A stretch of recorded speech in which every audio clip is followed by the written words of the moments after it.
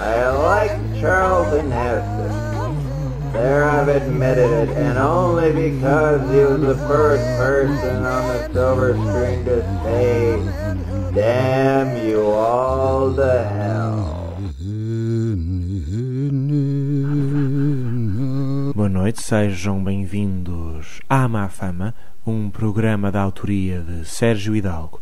Todos os domingos, 16-18 na Química FM e segundas, 22-23 na Zero, trazemos-vos a música mais aventureira de mãos dadas com o Sol e Dó. Hoje estreamo-nos em 2007 com uma emissão de luxo. Para uma sessão musical temos em estúdio Panda, alter ego de Noah Lennox, metade do fundador dos Animal Collective, ao lado de Avatar. Depois do set, a conversa. Espero que gostem.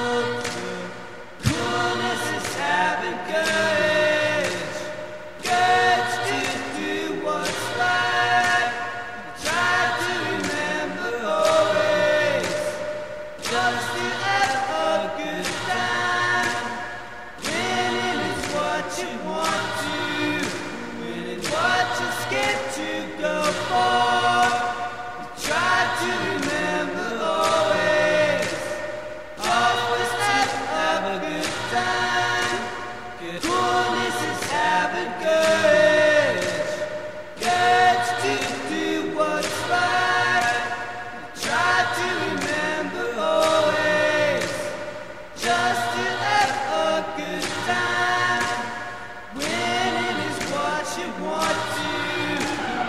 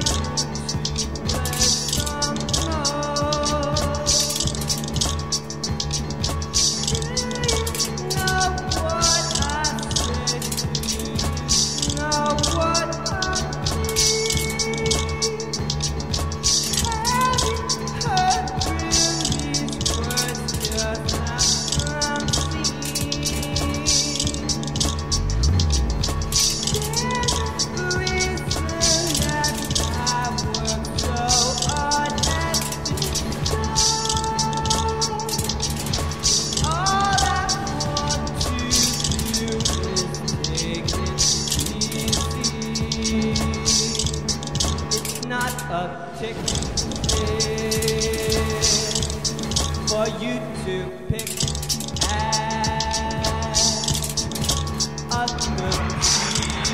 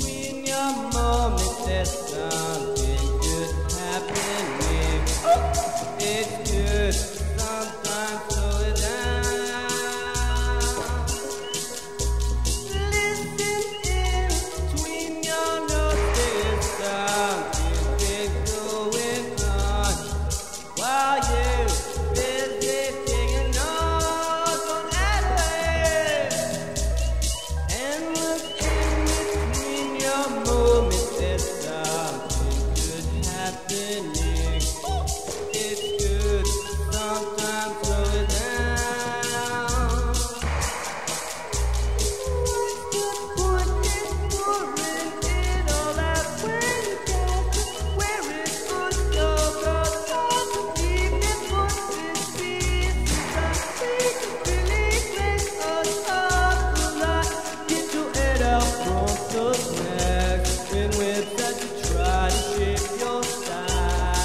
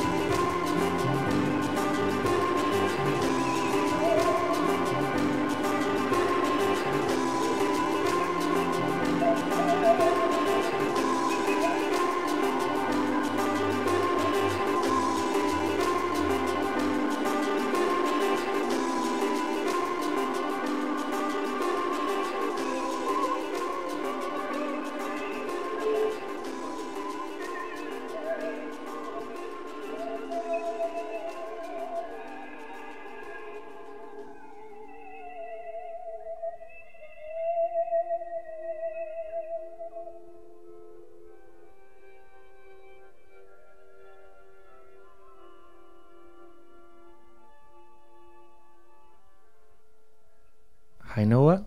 How's it going? Thank you so much for accepting my invitation. Thanks for having me, man. How's everything?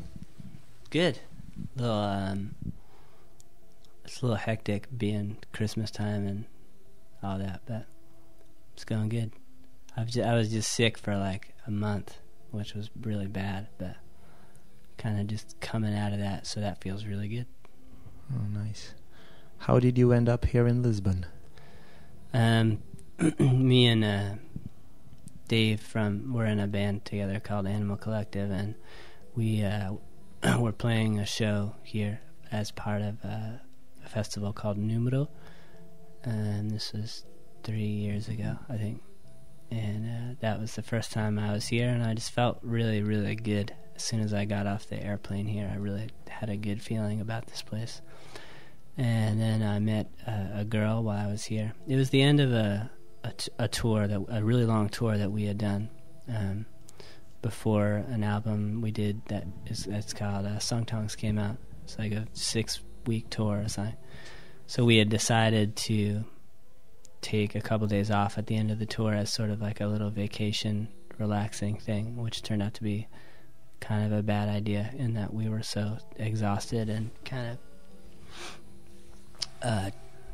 just a little, when you're around somebody every day for such a long time and sort of intense times, it can kind of grate on your relationship. And I think Dave and I were just, needed a little space at that point. But anyway, in those couple days that we took as a vacation, I met a girl and subsequently came back to visit her, and she came to visit me in New York. And I don't really believe in long-distance relationships, so either she or I had to move, and Here you are. I was excited about the idea of living here. So. Do you feel part of the city already? As much as I've felt a part of any city I've lived in, yeah. You said in an interview that you feel very much connected to the European way of life. Mm-hmm. You said something about... specifically the way of life here, I would say. You said something about valuable, simple things of everyday life. Mm-hmm. Could you specify? Or better, could you name 2 or 3 well, or 4? One of the things is family is really important to me, and there seems to be a concern for that really makes sense to me here. In terms of, people having a lot of meals together and lunchtime and getting together and the whole family and that sort of thing. And the pace of life and living here makes a lot more sense to me. I lived in New York for the 5 years before coming here, and it's sort of a shocking contrast in that even though I might not have been doing really stressful things in New York, you kind of just can't help but feel kind of uppity all the time. I feel like just because of all the crazy energy that's going on in that city, and that can be really great too, but I'm more of a slow-moving kind of person, I think, and this is a slow-moving kind of place, and I like that. Fine. You grew up in Baltimore, U.S. Mm-hmm. How was it back then? It's good. But Baltimore is the kind of place that's got a lot of different neighborhoods and a lot of different kinds of neighborhoods. I didn't grow up in a really rough section of the town. Quite the opposite, but there are very rough sections of town. I think there's some unhappy people there, a lot of crime in the city, but I didn't live in those parts. I lived in a very kind of wooded part. There's a lot of trees, a lot of quasi-wealthy people. What was you into back then in your early youth? I was really into playing sports. I really love sports. My elder brother is an athlete, was an athlete, has always been a big sports guy. And played basketball, yeah, right? Yeah, he was a big basketball player, and now all he does is play tennis and teaches kids tennis and all that. But good. Back in the day, it was basketball was really our thing, and I was the younger brother, so I was always never as good. So I think I kind of developed a really intense competitive spirit because of that. And what about music back then? At first I had a lot of friends who were sort of into kind of what I guess is called indie rock or whatever, that sort of thing. And I was kind of excited by a lot of that music. Then when I got into sort of later years in high school, when I was 17, 18, stuff like that, I started to get more into more kind of strictly dance types of music. That was in the 90s? This was in the 90s, yeah. Techno and house and that sort of thing. And it kind of happened by chance in that when I went to high school, it was 2 hours away from where my parents lived, and I stayed with a family who had children at this school. And one of their kids had just gone off to college, so I kind of took this boy Ezra's room, and he had left behind a bunch of CDs in his room, and a lot of the stuff was what I was talking about. It was like techno and stuff like that, and I'd never heard anything like that kind of music before, and instantly was just really, really excited about it. And what about theology? You were studying theology back then. Yeah, I studied, well, I guess technically I studied religion in college in Boston. Any specific reason? Not really, unfortunately. It was kind of a... I don't think I was lazy, but I certainly didn't feel like I had any direction. You know, I didn't have a goal in sight. I certainly wasn't studying theology thinking I was going to become a priest or a teacher or anything like that. I think I just did it because nobody else I knew was doing it. And just because of that? Well, not that I should say that. It kind of seems kind of stupid. But I was also really... I wasn't a super religious person growing up. Nobody in my family was very religious. We didn't go to church or anything like that. But I was really interested in God and that the concept of God and that sort of thing, and why people were so could be so serious about their religion and how it could really help them and make them lead happier lives and that sort of thing was really interesting to me. So I think that's the most accurate way of answering the question. Is there any spiritual dimension in your music? Spiritual? Yeah. I think so. I hope so. Yeah. Could you elaborate on that? Yeah. I don't want to talk about all this.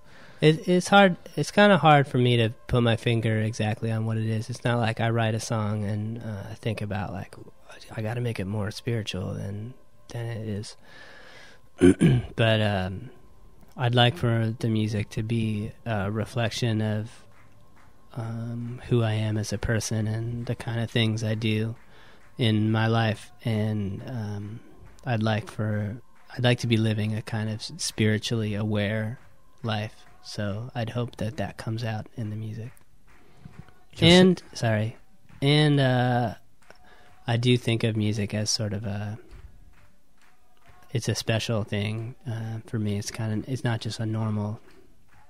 It's not like washing the dishes. You know what I mean? There's an element to it that is kind of washing the dishes to me. But I like when I'll be writing a song or playing a show or something, and I feel like I'm kind of out of myself or beyond myself. I'm not thinking about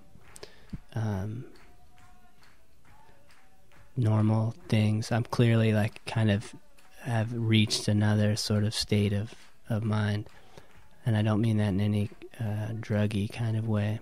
Just I feel kind of like a heightened sense of awareness somehow.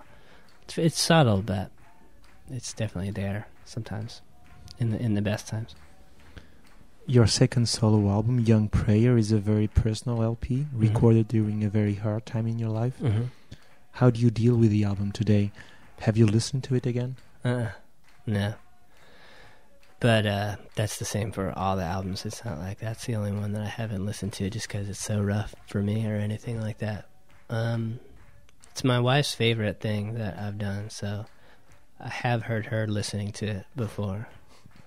But the last time I listened to it was when I got the kind of mastered and mixed version, because I didn't mix it, or I wasn't involved in all those later stages of it.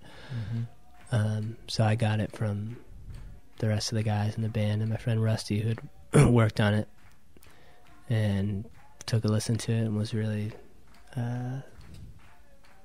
happy with the way it sounded and what they'd done with it, because they changed it quite a bit. But I was really, really psyched about it. That was just before it came out, so 2 years ago. In the last year and a half, you've released a couple of singles, and you're about to put out a split with the band Acceptor, and you're also finished mixing your third solo album. In my humble opinion, these new songs, like Bros and Carrots, are more uplifting. Still delicate and beautiful. Do you think Thank that you. being a father has changed you? Do you think these new songs reflect that? Yes, definitely, without question. Yeah. I mean, I could talk for a very long time about how having a kid will change you and change the way you think about most things. But I think the way that's most reflected in the music and the type of music I'm doing is I feel like, obviously there's a lot more responsibility you have to take on, and I feel like I've been working on my music way more diligently than I ever have before. I'll spend a whole lot of time working on a part or something that I don't feel like is quite right, whereas before I just kind of I probably would have gotten bored with it rather than stick with it and really try to work on it. So maybe that's the thing that's most reflected in the newer music. The happy, kind of more upbeat stuff, I think, is more just it's sort of half conscious in that after Young Prey, I really didn't want to do another, I didn't want to do music like that kind of heavy anymore. And I just wasn't in such a heavy maybe like state of mind anymore. I wanted to do something a little more casual, and I think I've just been a much happier person in the past couple of years. Do you want to express some specific emotion with these new songs? Not just one. I mean, as many as I feel every day, I want to get it out. So the whole gamut of emotions, I feel like I'm trying to express. And what about the lyrics? Do you write them down before or after you finish the music? Because in Young Prayer you wrote it before. Yeah. In this case. In this case, it's the opposite. The words are always the very last thing I do. And is it how do you do it? It's like completely automatic. Just with sit the down? words? Yeah. In this case, specific case. Generally, the way on this new album, the way all the songs are recorded, they're all sample-based songs. In that, when I moved here, all I really brought was I brought an acoustic guitar too, but that took a while. But I brought these two sampler boxes. You're not using any acoustic instruments this time. No, it's all like electronic stuff. But would you like to do it? Would I like again? To use acoustic stuff? Yeah, with Panda Bear only. You don't know. I don't know. Yeah. Okay. Maybe. I wouldn't be like against it, but I think I was kind of tired of after Sung Tongs and Campfire songs, and we'd done a lot of acoustic guitars and that sort of thing, and I just think I was just ready for something else. But the way I would write most of the songs is by kind of gathering a bunch of samples together that I thought worked together in a nice way, and most of the samples are looping.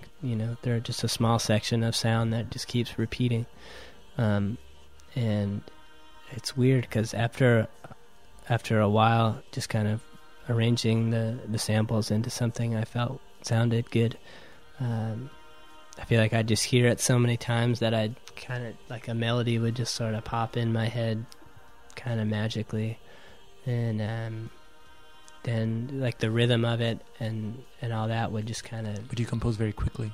Usually, yeah. You should tell me. Well, I get sort of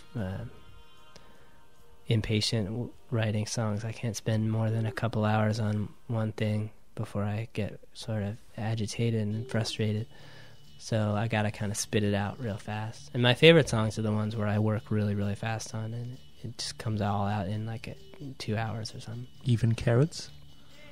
Carrots is kind of made up of 3 different parts that were done in that style. Where, the first part I did all that, and I sat down and sort of did it, and then both the other parts were the same way. And with a lot of these songs too, at least the songs that have very distinct and different parts, it would be it came from me sort of playing the different groups of samples and then realizing that the pitch of one was exactly the same as the pitch of this other song, and so it just seemed to make perfect sense to blend one into the other.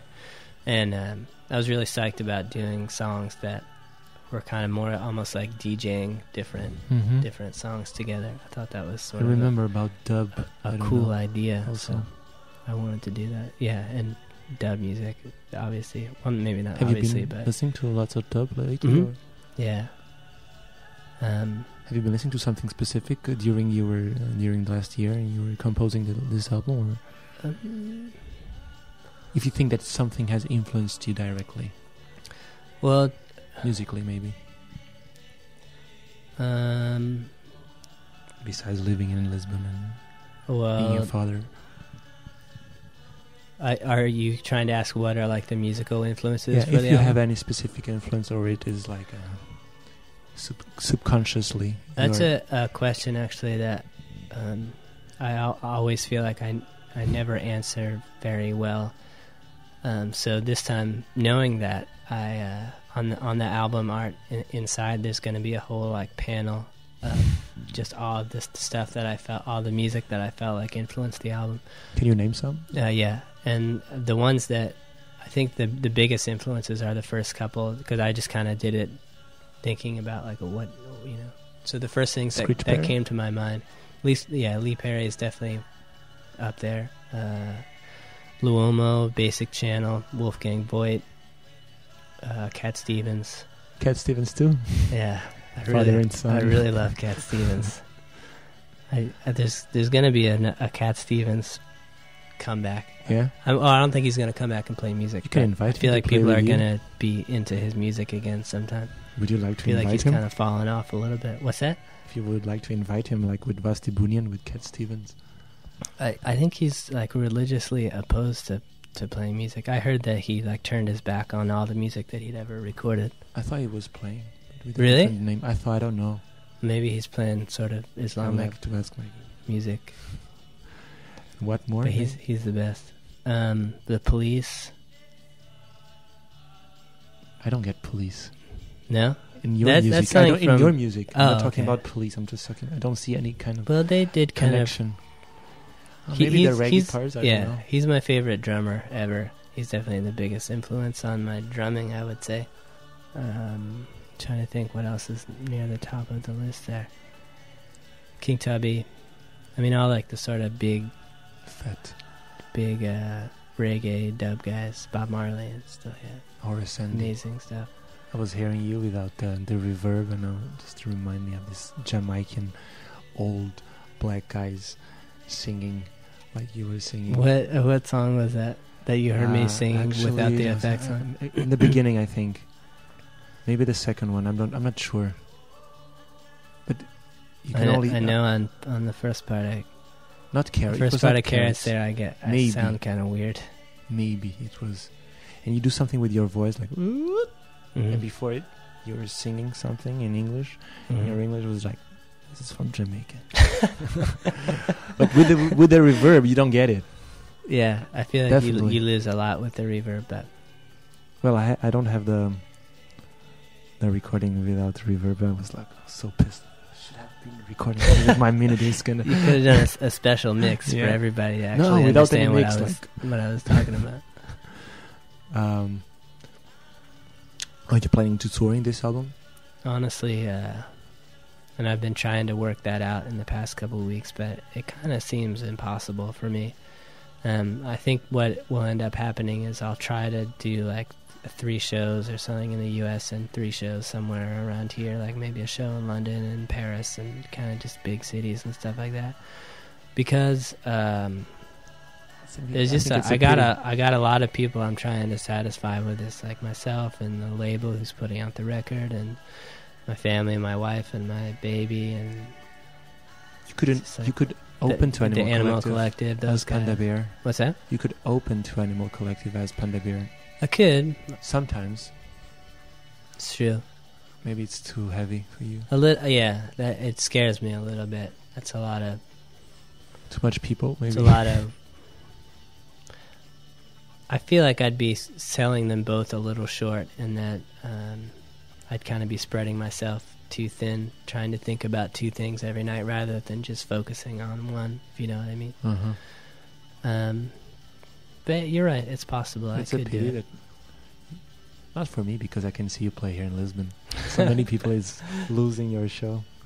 I'm quite sure. I mean, I'm not saying I'm not going to do it, but still working on trying to set up tours. And what about the new album? Do you The- have plans to releasing it in The January, Panda Bear album? February? Yeah, Yeah, it'll be released worldwide, I think, in March March.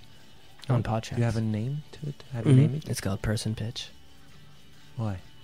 I've thought about doing Perfect Pitch, but then I thought that sounded conceited. So Person Pitch seemed like the next best thing.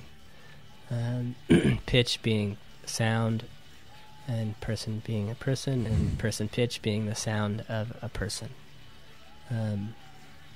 which kind of references like this is the sound of me. And also having I had a baby a year and a half ago, and so the album is sort of hers in a way too. Like Person Pitch refers to the sound of this little guy too. And what about the name of the songs? It's going to be the singles that you released. It's all the singles I've Bros, released Comfy, plus and 2 more Comfy. songs. It's Comfy and Nautica, Yeah. Take Pills, which hasn't been released yet. Bros, I'm Not, Good Girl Carrots, Search for Delicious, which was released on a magazine called Comes With a Smile Yeah. 2 years ago or so. It was a long time ago. Steve Gulak, the I'm not sure. photographer. I think the magazine is finished. Oh, yeah? Unfortunately. With And great then photography, yeah. Incredible design, yeah. Yeah. I think I only saw the one that I was in. They sent it to me, but it was sweet. It was really like well made, really Uh-huh. like high quality paper and all that. And the last song is called Ponytail, which also hasn't been released yet. And today you played Comfy in Nautical. Today I played Comfy and Nautica, and then Good Girl Carrots.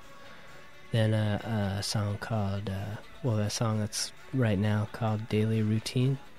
And then Bonfire of the Vanities. And then a song that I haven't named yet. Okay. And, what about the Jane and Together? Are you planning to release something? Unfortunately, no. Well, sort of. Scott, who's in Jane, and I have Scott.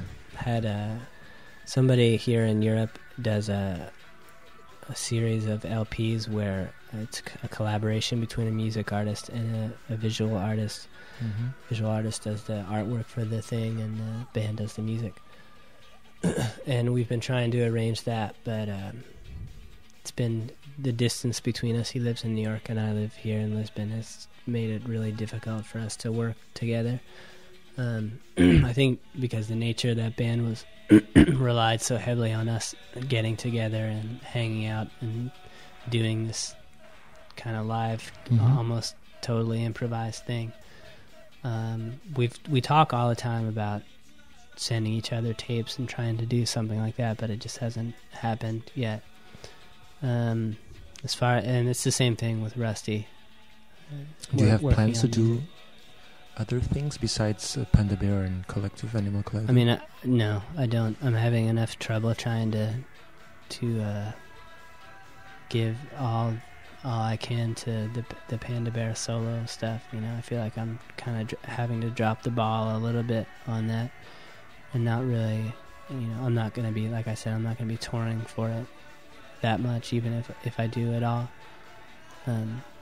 Definitely, like, the priority is Animal Collective, and I try to fit in my solo stuff in the cracks. I couldn't finish this conversation without talking about Animal Collective. What are you guys planning to do in the next months? We're gonna record a new album in January, in Tucson, Arizona. We're gonna spend a month with Rusty there. Santos? No, this is gonna be with the guy who recorded Feels, Scott Colburn from Seattle, who's an awesome dude. And then we'll mix that in March. Everything planned.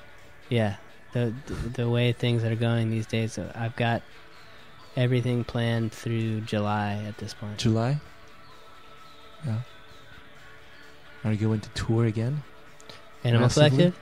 Yeah. Not massively, but we're planning to do a U.S. tour in the spring sometime, I think, and then a European tour in the summer. Okay. What about the new album? New songs, not the new album. The new songs are all the stuff we've played live in the past 2 years. Plus, we worked on four songs this past September that we'd never played live and never will probably play live. Afraid of repeating yourself? Because all your albums are completely different. Not really. You're afraid of? Not yet, at least, I should say. Maybe there'll come a time, but I have always felt like when I feel like it's time to stop, it'll be very clear to me. So I'm not too worried about it. So you don't feel too much pressure about Animal Collective right now? No, not at all. That's cool. Say. Thank you so much, Noah. Thanks for having me, man. Thank you so It's much. been a good time for sure. Sweet. Why are you here? Why do you listen to my voice? What are you doing right now? What should you be doing right now? Don't ask me.